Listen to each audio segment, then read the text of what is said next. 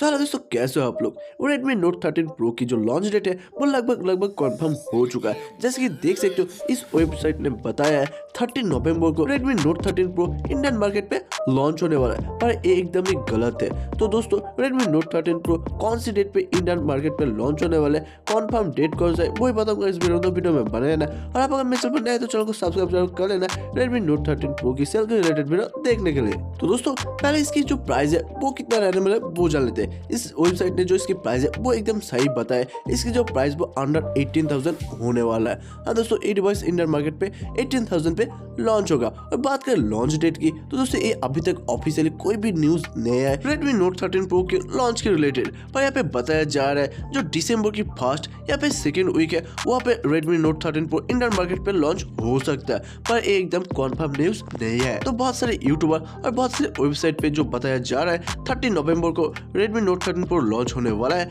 वो एकदम गलत है। ठीक है, आप एक्सपेक्ट कर सकते हो दिसंबर की फर्स्ट या फिर सेकेंड वीक पे Redmi note 13 pro Indian market पे लॉन्च हो जाएगा।